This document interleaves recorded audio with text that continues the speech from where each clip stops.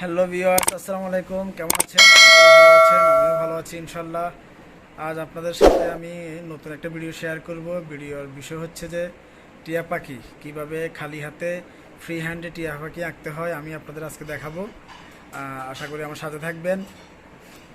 Hello viewers, তাহলে আমরা শুরু করতেছি এখন। কিভাবে খালি হাতে টিয়া পাখি আঁকা যায় আমি দেখাচ্ছি, আপনারা একটু দেখেন। প্রথমে আমরা এইভাবে করে একটা গোল দেব খালি হাতে।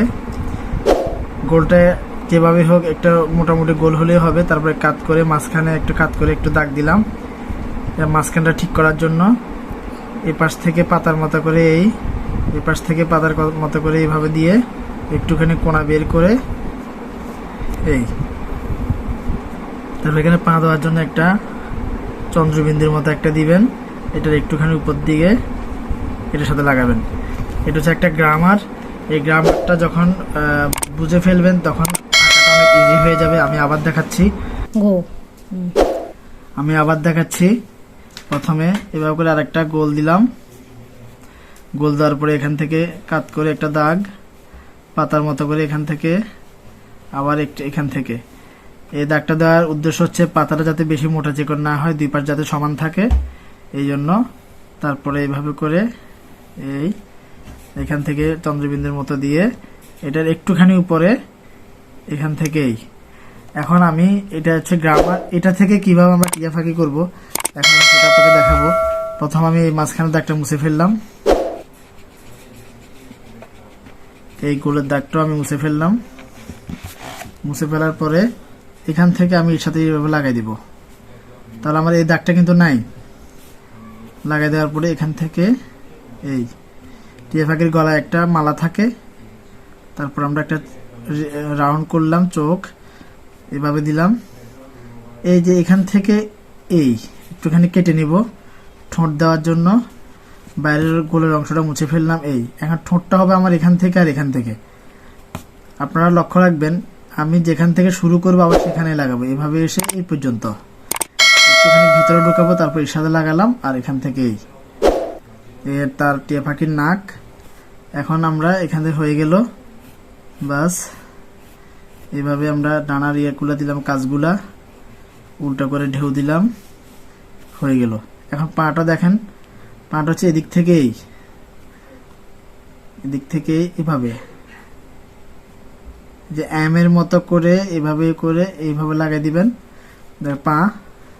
এটা হচ্ছে যখন পাখি এইভাবে ধরে বসে এইভাবে ঢালকে ধরে রাখে এরকম করে পাটা দিবেন। তারপরে এখান থেকে দুই পায়ের আঙ্গুলের মাঝখানে একটা লাঠি, এটা এদিক থেকে এদিকে যাবে, এদিক থেকে এদিকে যাবে আর এখান দিয়ে বের হবে। তাহলে এটা হয়ে গেল একটা টিয়া পাখি।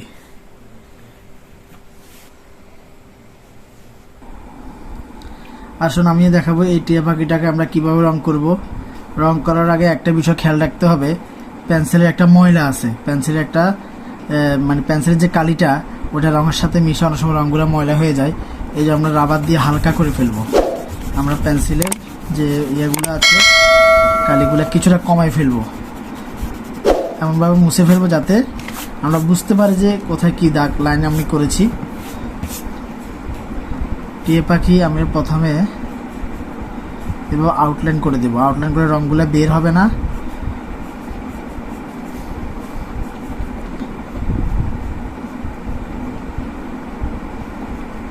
রঙগুলো এভাবে আউটলাইন করে দিয়ে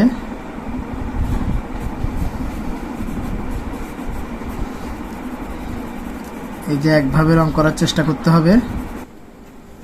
টিয়া পাখি আমি এখন যে রংটা দিচ্ছি এটা হচ্ছে টিয়া কালার, হালকা সবুজ, যেটাকে আমরা বলি কচি পাতার কালার। হ্যাঁ, এইভাবে করে একভাবে ঘষার চেষ্টা করতে হবে। ছোট ছোট করে ঘষা, অসুবিধা নাই। একভাবে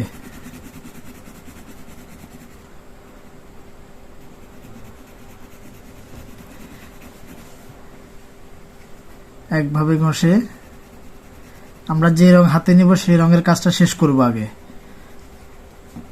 আমি টিয়া রং নিয়েছি। টিয়া রঙের যেখানে যেখানে টিয়া রং হবে বা হালকা সবুজ বা কচি পাতার কালার যেখানে যেখানে দেওয়ার আমি সেখানে দিয়ে ফেলবো।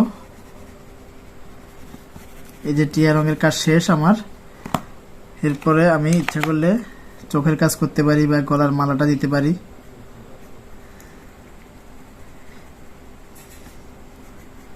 টিয়া পাখি, এটা টিয়া পাখি সবসময় এগুলো লাল থাকে, ঠোঁট লাল থাকে, আর গলার মালাটা লাল হবে।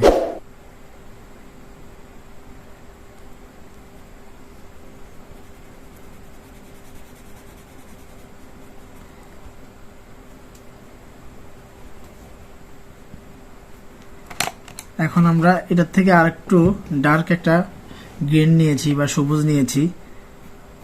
এটা থেকে কোথাও কোথাও আমরা একটু একটু সবুজ করে দেব, পুরাটা না। এটা হচ্ছে একটু আর একটু ভালো দেখানোর জন্য, লাইনগুলো যাতে ঠিক থাকে।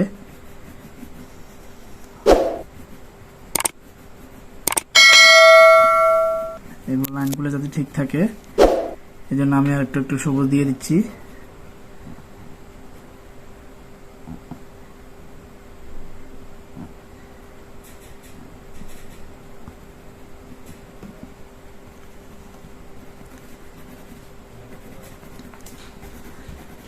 দেখেন আমি কিভাবে ঘষতেছি, কিভাবে কোথায় কি রং দিচ্ছি। সব জায়গায় সবুজের টাচ আছে।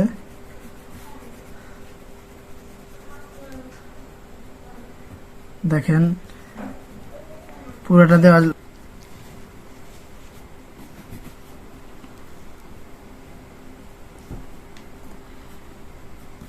এই যে টি এর উপরে আমরা একটু একটু সবুজ দিয়ে দিলাম, দেওয়ার কারণে অনেক সুন্দর লাগতেছে এখন।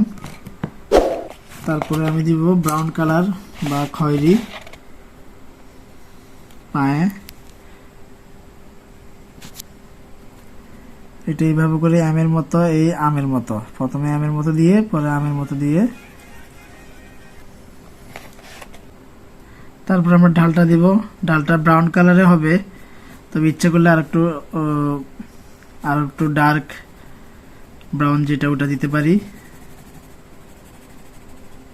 যাতে পায়ের সাথে একসাথে না হয়, একই কালার না হয়ে যায়।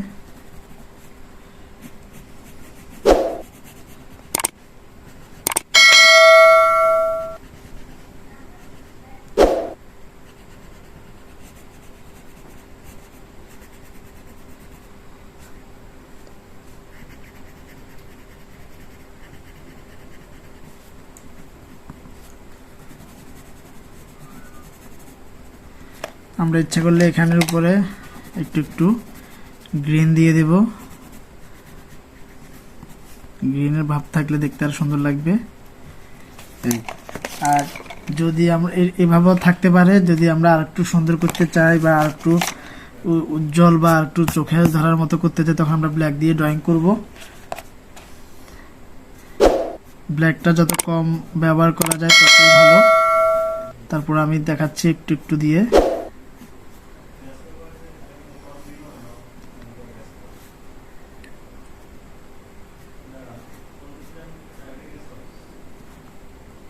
এই যে দেখেন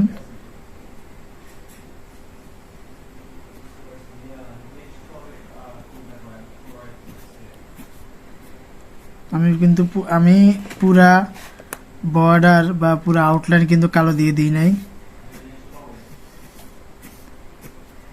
এভাবে করে একটু একটু দিয়ে দিছি যাতে দেখতে ভালো লাগে।